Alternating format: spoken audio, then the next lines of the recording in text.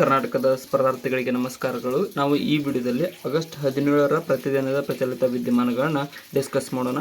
So ಅದಕ್ಕೋಸ್ಕರ ಹೊಸ ಬಂದಿರೋರು ಚಾನಲ್ಗೆ ಸಬ್ಸ್ಕ್ರೈಬ್ ಮಾಡ್ಕೊಳ್ರಿ ಮತ್ತು ಡೈಲಿ ಬರ್ತಾ ಇರ್ತಕ್ಕಂಥ ಈ ಸೀರೀಸ್ ವಿಡಿಯೋನ ನೋಡ್ತಾ ಇರಿ. ಈಗ ಏನಪ್ಪ ಅಂತಂದರೆ ಬ್ಯಾಕ್ಗ್ರೌಂಡ್ ಸ್ವಲ್ಪ ನಾಯ್ಸ್ ಇದೆ, ಏನು ಮಳೆ ಬರ್ತಾ ಇದೆ, ಅದಕ್ಕೋಸ್ಕರ ಸ್ವಲ್ಪ ಅಡ್ಜಸ್ಟ್ ಮಾಡಿಕೊಡ್ರಿ. ಮತ್ತು ನೆಕ್ಸ್ಟ್ ಟೈಮ್ ಈ ಟೈಪ್ ಆಗಲ್ಲ, ಕೊನೆವರೆಗೂ ನೋಡಿ, ಮಧ್ಯಾಹ್ನ ಬಿಟ್ಟು ಹೋಗ್ಬೇಡಿ. ಸೊ ಮೊದಲನೇದಾಗಿ ವಿಶ್ವ ಜೇನುಹುಳ ದಿವಸ. ಸೊ ವಿಶ್ವ ಜೇನುಹುಳ ದಿವಸವನ್ನು ಆಗಸ್ಟ್ 17ರಂದು ಆಚರಿಸಲಾಗುತ್ತದೆ. ಸೊ ಇದನ್ನು ಕೂಡ ನೆನ್ಪಿಟ್ಕೊಡ್ರಿ. ಮತ್ತು ನಿನ್ನೆ ಪ್ರಶ್ನೆಗೆ ಉತ್ತರ ಕೊನೆಯದಲ್ಲಿರುತ್ತೆ. ಇದರ ನೋಟ್ಸ್ ಕೂಡ ನಮ್ಮ ಚಾನಲ್ನ ಟೆಲಿಗ್ರಾಮ್ ವಾಟ್ಸಪ್ ಗ್ರೂಪ್ನಲ್ಲಿ ಕೂಡ ಹಾಕಿರ್ತೀನಿ, ಅದನ್ನು ಕೂಡ ನೋಡ್ಕೊಡ್ರಿ. ಇನ್ನು ನೆಕ್ಸ್ಟ್ ಏನಪ್ಪ ಅಂತಂದ್ರೆ ನಮ್ಮ ದೇಶೀಯ ನಿರ್ಮಿತ ಕಾಮಿಕೇಜ್ ಡ್ರೋನ್. ಸೊ ಈ ಕಾಮಿಕೇಜ್ ಡ್ರೋನ್ ಏನಪ್ಪ ಅಂದರೆ ಮ್ಯಾನ್ ಪೋರ್ಟೇಬಲ್, ಅಂದರೆ ಒಬ್ಬ ಮನುಷ್ಯ ತನ್ನ ಕೈಯಲ್ಲಿ ಹಿಡ್ಕೊಂಡೇ ಹಾರಿಸಬಹುದಾಗಿದೆ. ಸೊ ಇದರ ರೇಂಜ್ 1000 ಕಿಲೋಮೀಟರ್ ವ್ಯಾಪ್ತಿಯಲ್ಲಿದೆ. ಮತ್ತು ಇದು DRDO defence research development organisation ಸಂಸ್ಥೆಯಿಂದ ಅಭಿವೃದ್ಧಿಪಡಿಸಲಾಗಿದೆ. ಇದನ್ನು ಕೂಡ ನೋಡ್ಕೊಡ್ರಿ, ಇದು ತುಂಬ ನ್ಯೂಸ್ ಮಾಡಿದೆ ಇತ್ತೀಚೆಗೆ.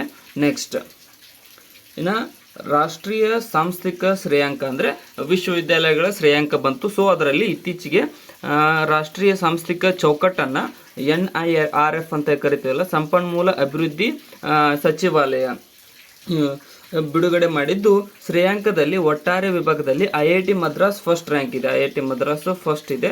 ಅದೇ ರೀತಿಯಾಗಿ ನಮ್ಮ ಬೆಂಗಳೂರು ವಿಶ್ವವಿದ್ಯಾಲಯದ ವಿಶ್ವವಿದ್ಯಾನಿಲಯಗಳ ವಿಭಾಗದಲ್ಲಿ, ಅಂದರೆ ವಿಭಾಗದಲ್ಲಿ ನಮ್ಮ ಭಾರತೀಯ ವಿಜ್ಞಾನ ಸಂಸ್ಥೆ ಬೆಂಗಳೂರು ಇದು ಮೊದಲನೇ ಸ್ಥಾನದಲ್ಲಿದೆ. ಇವೆರಡನ್ನು ಕೂಡ ಸ್ವಲ್ಪ ನೆನ್ಪಿಟ್ಕೊಡ್ರಿ. ನೆಕ್ಸ್ಟ್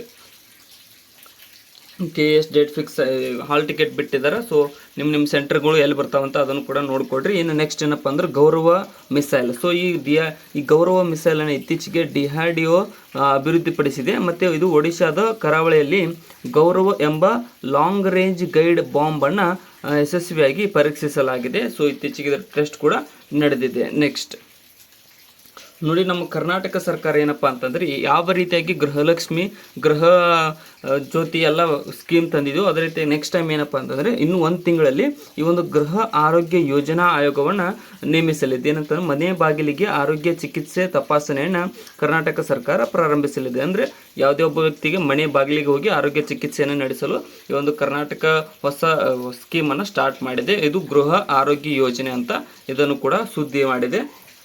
ಇನ್ನು ನೋಡಿ, ಜರ್ಮನಿಯಲ್ಲಿ ಭಾರತದ ರಾಯಭಾರಿಯಾಗಿ ಪರ್ವತನೇನಿ ಹರೀಶ್ ಅವರನ್ನು ವಿಶ್ವಸಂಸ್ಥೆಯಲ್ಲಿ ಭಾರತದ ರಾಯಭಾರಿಯಾಗಿ ಹಾಗೂ ಕಾಯಂ ಪ್ರತಿನಿಧಿಯಾಗಿ ಕೇಂದ್ರ ಸರ್ಕಾರ ನೇಮಿಸಿದೆ ಅಂತ ಕೇಳಿದ್ರೆ, ಇವರು ಪರ್ವತನೇನಿ ಹರೀಶ್ ರವರು ಏನಿದ್ದಾರಲ್ಲ ಪ್ರಸ್ತುತ ಜರ್ಮನಿಯಲ್ಲಿದ್ದಾರೆ, ಜರ್ಮನಿ ರಾಯಭಾರಿಯಾಗಿದ್ದಾರೆ. ಸೊ ಅವರನ್ನು ಅಲ್ಲಿಂದ ಸ್ಥಗಿತಗೊಳಿಸಿ ಭಾರತದ ವಿಶ್ವಸಂಸ್ಥೆ ಯುನೈಟೆಡ್ ನೇಷನ್ನ ಭಾರತದ ಕಾಯಂ ಪ್ರತಿನಿಧಿಯಾಗಿ ನೇಮಿಸಲಾಗಿದೆ. ಇವರು ಅಲ್ಲಿ ರಿಟೈರ್ಮೆಂಟ್ ತಗೊಂಡು ಕಾರ್ಯವನ್ನು ಯುನೈಟೆಡ್ ನೇಷನ್ಸ್ನಲ್ಲಿ ಮುಂದುವರಿಸಲಿದ್ದಾರೆ.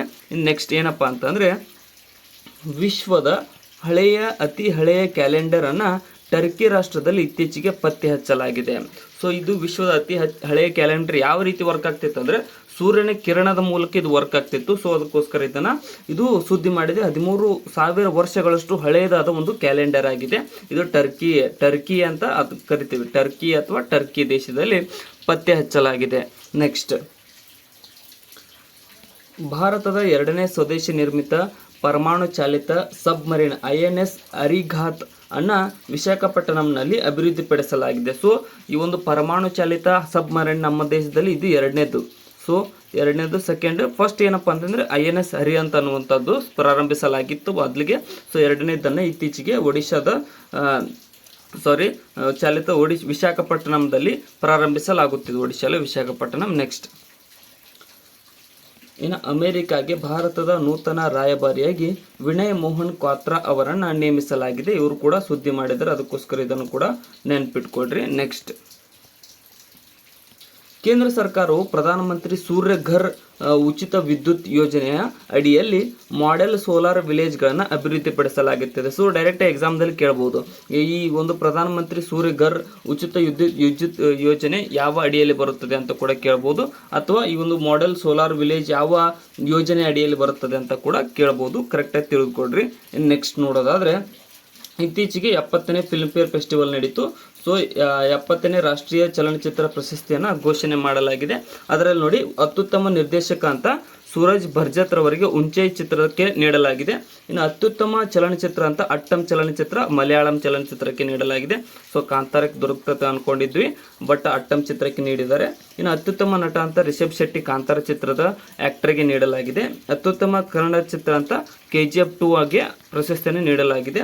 ಇನ್ನು ಅತ್ಯುತ್ತಮ ನಟಿ ಅಂತ ನಿತ್ಯ ಮೆನನ್ ಮತ್ತೆ ಇಬ್ರಿ ನೀಡಲಾಗಿದೆ. ತುರುಚಿತರಾಂಬ ಚಿತ್ರಕ್ಕೆ ಮತ್ತೆ ಮಾನಸಿ ಪರೇಖರ್ ಅವರು ಇವರಿಬ್ಬರು ಜಂಟಿಯಾಗಿ ಈ ಒಂದು ಅವಾರ್ಡನ್ನು ಪಡೆದುಕೊಂಡಿದ್ದಾರೆ. ನೆಕ್ಸ್ಟ್ ನೋಡೋದಾದರೆ ಅತ್ಯುತ್ತಮ ಸಾಕ್ಷ್ಯಚಿತ್ರ ಅಂತ ಮರ್ಮೆಸ್ ಆಫ್ ದಿ ಜಂಗಲ್ ಚಿತ್ರಕ್ಕೆ ನೀಡಲಾಗಿದೆ. ಸೋಹಿತ್ ವೈದ್ಯರವರ ನಿರ್ದೇಶನದ ಮೇಲೆ ರಚಿತಗೊಂಡಿದೆ. ಇನ್ನು ಅತ್ಯುತ್ತಮ ಸಂಗೀತ ನಿರ್ದೇಶಕರಾಗಿ ವಿಶಾಲ್ ಭಾರದ್ವಾಜ್ ಅವರಿಗೆ ಪರ್ಸತ್ ಅನ್ನುವಂಥ ಫಿಲ್ಮ್ಗೆ ನೀಡಲಾಗಿದೆ. ಇನ್ನು ಅತ್ಯುತ್ತಮ ಸಂಕಲನ ಯಾವುದು ಅಂದರೆ ಸುರೇಶ್ ಅರಸ್ ಅನ್ನುವಂಥ ಅರಸ್ರವರಿಗೆ ನೀಡಲಾಗಿದೆ ಮಧ್ಯಂತರ ಚಿತ್ರಕ್ಕೆ. ಇನ್ನು ಅತ್ಯುತ್ತಮ ಪೋಷಕ ನಟ ಅಂತ ನೀನಾ ಗುಪ್ತಾರವರಿಗೆ ಉಂಚೈ ಚಿತ್ರಕ್ಕೆ ನೀಡಲಾಗಿದೆ. ಮತ್ತು ಪವನ್ ಮಲ್ಹೋತ್ರರವರಿಗೆ ಫಾಜಾ ಚಿತ್ರಕ್ಕೆ ಜಂಟಿಯಾಗಿ ಇವರಿಗೆ ನೀಡಲಾಗಿದೆ. ಸೊ ಇಲ್ಲಿಗೆ ಇವತ್ತಿನ ನಮ್ಮ ಕರೆಂಟ್ ಅಫೇರ್ಸ್ ಪ್ರಶ್ನೆಗಳು ಮುಕ್ತಾಯಗೊಂಡಿದ್ದಾವೆ. ಸೊ ಕೊನೆವರೆಗೂ ನೋಡೋದಕ್ಕೆ ಎಲ್ಲರಿಗೂ ಧನ್ಯವಾದಗಳು. ಮತ್ತು ನಿನ್ನೆ ಒಂದು ಕ್ವಶನ್ ಕೇಳಿದೆ, ಏನಪ್ಪ ಅಂತಂದರೆ ಭಾರತದ ಮೊದಲ ಅಕ್ಕಿ ATM ಯಾವುದು ಅಂತ. ಸೊ ಇದು ಯಾವುದಂದ್ರೆ ಒಡಿಶಾ ರಾಜ್ಯದಲ್ಲಿ ಪ್ರಾರಂಭಿಸಲಾಗಿದೆ ಫಸ್ಟ್ ಅಕ್ಕಿ ATM, ರೈಸ್ ATM ಅನ್ನು. ಇನ್ನು ಇವತ್ತಿನ ಪ್ರಶ್ನೆ ಏನಂತಂದರೆ ಜಾರಿ ನಿರ್ದೇಶನಾಲಯ ಎನ್ಫೋರ್ಸ್ಮೆಂಟ್ ಡೈರೆಕ್ಟರೇಟ್ ಅಂತ ಕರಿತೀವಲ್ಲ, ನೂತನ ಅಧ್ಯಕ್ಷರಾಗಿ ಯಾರು ನೇಮಕಗೊಂಡಿದ್ದಾರೆ ಅನ್ನೋದನ್ನು ನೀವು ಕಮೆಂಟ್ ಸೆಕ್ಷನ್ದಲ್ಲಿ ಕಮೆಂಟ್ ಮಾಡಿ ತಿಳಿಸಿ. ಸೊ ಈ 4 ಆಪ್ಷನ್ಗಳಲ್ಲಿ ಯಾವುದು ಅನ್ನೋದನ್ನು ನೀವು ಕಮೆಂಟ್ ಮಾಡಿ. ಕೊನೆವರೆಗೂ ನೋಡೋದಕ್ಕೆ ಎಲ್ಲರಿಗೂ ಧನ್ಯವಾದಗಳು. ಮತ್ತು ಹೊಸ ಬಂದಿರೋ ಚಾನಲ್ಗೆ ಸಬ್ಸ್ಕ್ರೈಬ್ ಮಾಡಿಕೊಡ್ರಿ. ವಿಡಿಯೋನ ಆದಷ್ಟು ನಿಮ್ಮ ಫ್ರೆಂಡ್ಸ್ಗೆ ಶೇರ್ ಮಾಡಿ. ಮತ್ತು ಡಿಸ್ಕ್ರಿಪ್ಷನ್ದೊಳಗಡೆ ನಮ್ಮ ಚಾನಲ್ನ ಲಿಂಕ್ಗಳಿದಾವೆ, ಫೇಸ್ಬುಕ್ ವಾಟ್ಸಪ್ ಥ್ರೆಡ್ಸ್ ಲಿಂಕ್ಗಳಿದಾವೆ. ಸೊ ಅವುಗಳನ್ನು ಕೂಡ ಫಾಲೋ ಮಾಡಿಕೊಡ್ರಿ. ಯಾಕಂತಂದರೆ ಇದರ ನೋಟ್ಸ್ ನಾನು ಟೆಲಿಗ್ರಾಮ್ ಮತ್ತು ವಾಟ್ಸಪ್ ಚಾನಲಲ್ಲಿ ಹಾಕಿರ್ತೀನಿ. Thank you so much.